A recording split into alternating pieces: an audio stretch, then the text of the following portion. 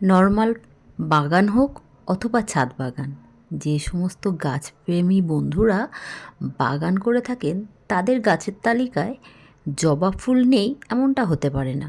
প্রত্যেকটি গাছপ্রেমী মানুষ কম বেশি একটা দুটো করে জবা গাছ নিজেদের কালেকশনের মধ্যে রেখে দিয়েছেন।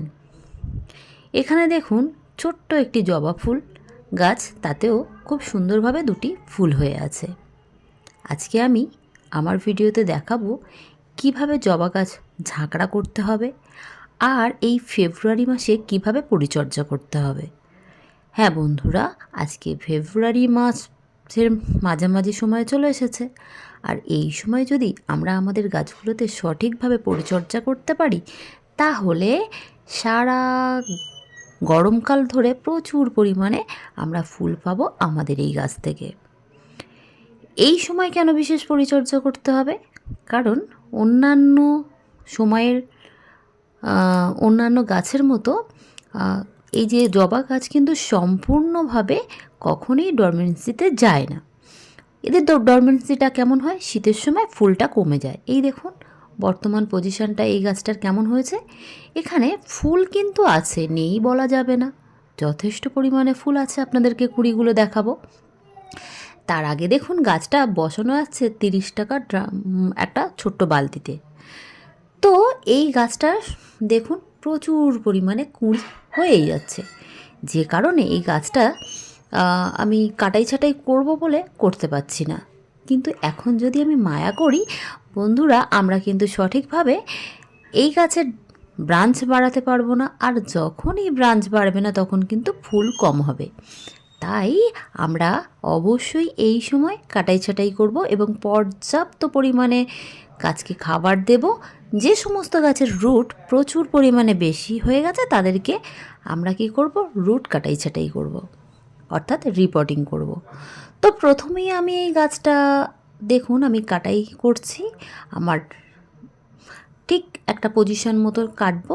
আর এই যে যেখান থেকে আমি কাটছি এখান থেকে কিন্তু এক একটা ডাল থেকে 2, 3, 4টে করে নতুন নতুন ডাল আসবে। তো এখানে আমি গাছটা মোটামুটি একটা শেপ দিয়ে দিচ্ছি। আর সবথেকে বড় ব্যাপার কি বলুন তো বন্ধুরা, যেহেতু আমরা টবে গাছ করি ছাদ বাগানে, এখানে যদি গাছগুলো খুব বেশি লম্বা হয়ে যায় সেক্ষেত্রেও দেখতে খারাপ লাগে। তাই ছোট ছোট ঝোপালো গাছ করে প্রচুর পরিমাণে ফুল নেওয়াটাই কিন্তু আমাদের উদ্দেশ্য। তো এখানে কাটাই ছাটাই করা হয়ে গেছে। দেখুন এখানে অল্প করে আমি হলুদের গুঁড়ো নিয়েছি, আর এই হলুদের গুঁড়োর মধ্যে সামান্য পরিমাণে জল মিশিয়ে আমি ওই কাটাই করা জায়গাগুলোতে লাগিয়ে দেব। কেন লাগাবো? কারণ যদি আমাদের এই গাছে কোনো রকম কোনো ফাঙ্গাসের আক্রমণ হয় ওই কাটা জায়গা থেকে, তাহলে এই হলুদের গুঁড়ো দেওয়ার ফলে আর কোনো রকম কোনো কিন্তু ফাঙ্গাস লাগবে না। তো এই হলুদের গুঁড়ো কিন্তু খুব সুন্দর ফাঙ্গিসাইডের কাজ করে। তো বন্ধুরা দেখুন এখানে যে কটা ডাল আছে সবগুলোতে আমি হলুদের গুঁড়ো লাগিয়ে দিয়েছি। তো হলুদের গুঁড়ো তো লাগানো হয়ে গেছে। এবার কি করব না, এবার এই গাছটাকে আমি খাবার প্রদান করব। এই গাছটা ওই গাছটাতে খাবার দেওয়ার আগে চলুন দেখে নিই এই গাছটাকে। দেখুন বন্ধুরা এই গাছটাতে একদম ছোট একটা কাটিং থেকে আমি নিজে চারা করেছিলাম, 2টো চারা তৈরি করেছিলাম একজনকে দেব বলে। তো একজনকে দিয়ে দিয়েছি একটি চারা, আর বর্তমানে এটি আমার কাছে আছে। এই গাছটা দিন 20 আগে আমি কাটাই ছাটাই করেছিলাম, আর দেখুন এখানে কোনো সার দেওয়া হয়নি, তাও গাছটা কি সুন্দরভাবে ঝাঁকড়া হয়ে গেছে। তো এই এই যে গাছটা আমি কাটাই করেছি, কিন্তু ওই গাছটা আমি কাটাই করছিলাম না, একটু মায়া করে করে, কারণ ফুল হচ্ছিল। আর এখানে দেখুন যেমন খুব সুন্দরভাবে ডাল কাটাই করেছি, দেখুন কাটা অংশটা আপনাদেরকে দেখালাম। আরও দেখুন এদিকেও একটা কাটা অংশ আছে। তো কাটাই করার পরে গাছটা তো খুব সুন্দর ঝাঁকড়া হয়ে গেছে, এই দেখুন এখান থেকে কেটে দিয়েছিলাম।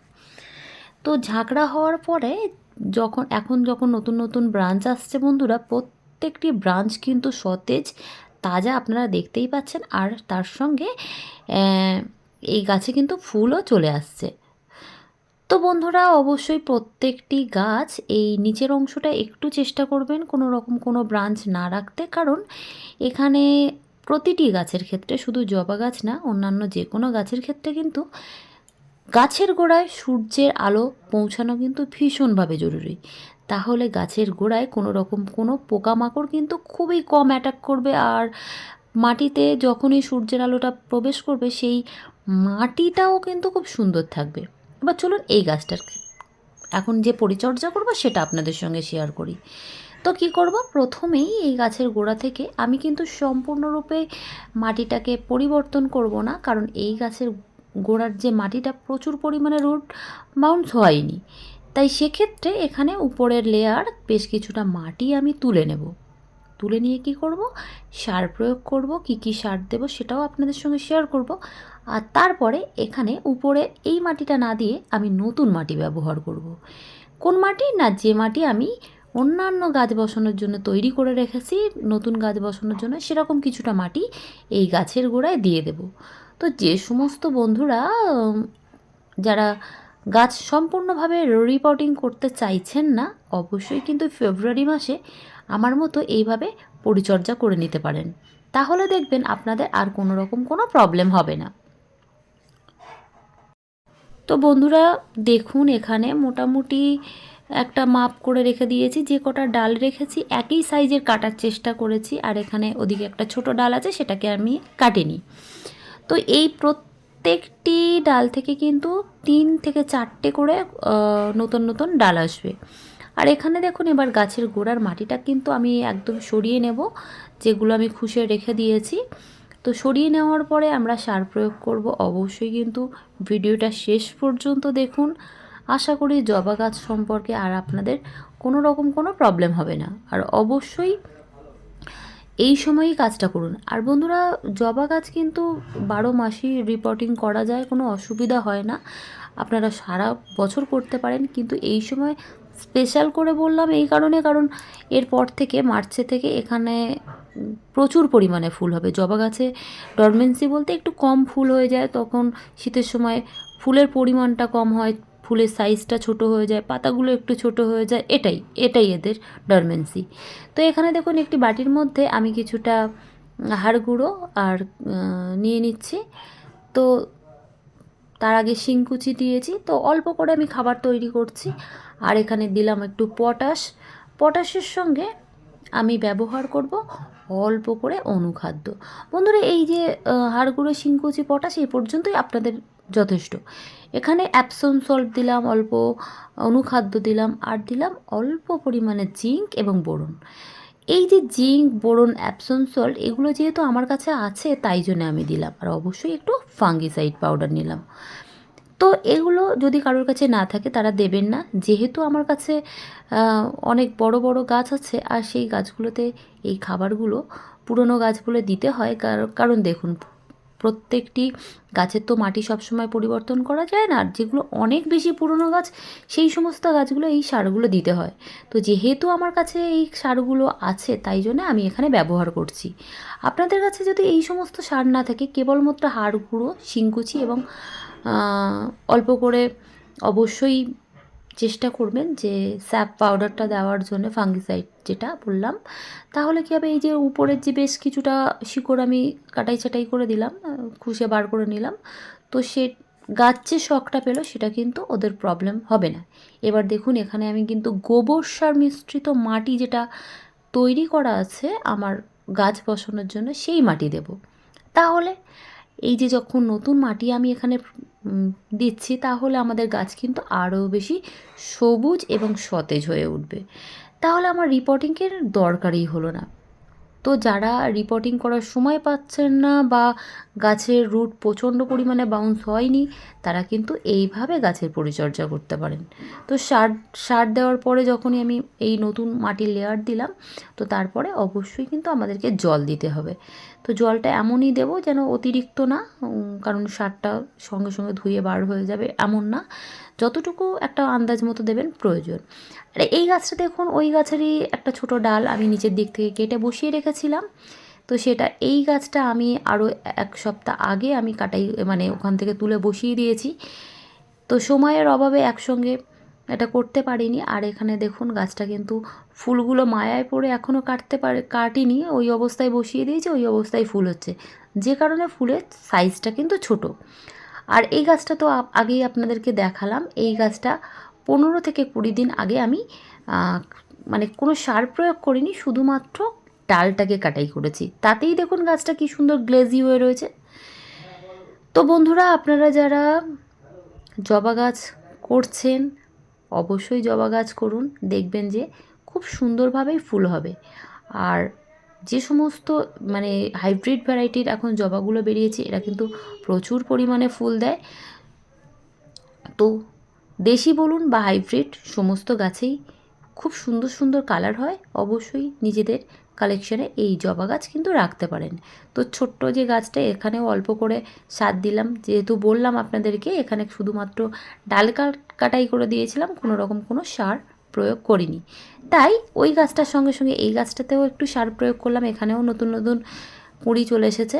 আর বন্ধুরা, খুব তাড়াতাড়ি এই গাছ থেকে আমরা কিন্তু প্রচুর ফুল পাবো। পরবর্তীতে অবশ্যই এই গাছের আপডেট ভিডিও আমি আপনাদের সামনে নিয়ে আসব। তো আপনারা তো এই গাছটির গোড়ায়ও সম্পূর্ণরূপে আমার সার প্রয়োগ করা হয়ে গেল, আর এখানেও জল দিয়ে দিলাম। আর দেখুন এখানে খুব ছোট্ট ছোট্ট কুঁড়ি চলে এসেছে। এইবার বন্ধুরা, এই গাছটা এই যে গাছগুলো আমি কাটাই ছাটাই করলাম, সার দিলাম, যেহেতু এখানে সম্পূর্ণ রিপোর্টিং করলাম না, তাই সম্পূর্ণরূপে এখানে মানে রোদ্দুর পড়ে যেখানে, সেরকম জায়গায় আমি রেখে দেব। এই গাছগুলো কিন্তু ভীষণভাবে রোদ্দুর পছন্দ করে, জবা গাছ রোদ্দুর পছন্দ করে। এবার চলুন দেখে নেওয়া যাক আমি যে ডালগুলো কাটাই করলাম। বন্ধুরা, এই যারা ডাল কাটাই ছাটাই করছেন তাদেরকে বলবো এই ডালগুলো ফেলে দেবেন না, কারণ এক একটা জবা গাছের দাম কিন্তু ভীষণ, আমরা হাই দামেই আমাদের নার্সারি থেকে নিয়ে আসি। তাই আমরা এই গাছের ডালগুলোকে ফেলে না দিয়ে নূতন চারা তৈরি করে নেব। এখানে যে দেখলেন যে ছোট যে দুটো গাছ, দুটোই আমি নিজে চারা তৈরি করেছি। তো ছোট্ট ছোট্ট কাটিং বসালেও না জবা গাছের ভীষণভাবে ভালোভাবেই চারা তৈরি হয়ে যায়। তো এখানে আমি তিনটে ডাল কেটেছিলাম, একটা খুব ছোট, তাই এই দুটো ডাল নিয়ে আমি এখানে চারা তৈরি করব। অবশ্যই ডালগুলো আপনারাও যারা কাটাই ছাটাই করবেন হঠাৎ করে ডালগুলোকে ফেলে দেবেন না, কারণ দেখুন এই যে আমাদের নিজেদের মধ্যে কাউকে গিফট করা হলো, ছোট্ট ছোটো গাছই না গিফট করলাম, সেটা তো অনেকেই খুশিই হয়। তো এখানে পাতাগুলো ফেলে দিচ্ছি যাতে আমাদের এই কাটিংগুলো পাতাগুলো ফেলে আরও তাড়াতাড়ি লাগবে। আর এখানে প্রত্যেকটি পাতাই ফেলে দিচ্ছি, এখান থেকে খুব সুন্দরভাবে খুব তাড়াতাড়ি এই ডাল থেকে চারা তৈরি হয়ে যাবে। তো ডালের একদম মাথার দিকে আমি একটু হলুদের গুঁড়ো লাগিয়ে নিচ্ছি, যাতে এই ডালগুলো কোনো রকম কোনো ফাঙ্গাস না লাগতে পারে। আর যেহেতু জবা গাছের ডালের উপর দিকে অনেক সময় শুকিয়ে যেতে পারে, তাই এই যে হলুদের গুঁড়ো লাগানোর ফলে আর কোনো রকম কোনো ডালটা শুকিয়ে যাবে না। এবার কি করব না, আমরা যে মাটিটা তৈরি করে মানে তুলে রেখেছিলাম ওই যে পুরনো টব থেকে, সে তার মধ্যেই আমি বসিয়ে রাখছি। এতেই খুব ইজিলি গাছ হয়ে যাবে। পরবর্তীতে আমি এই চারাগুলো অন্য জায়গায় তুলে দেব। তো বন্ধুরা, এই ছিল আজকে ভিডিওটি যারা সম্পূর্ণ দেখলেন তাদেরকে অসংখ্য ধন্যবাদ। সুস্থ থাকবেন, ভালো থাকবেন।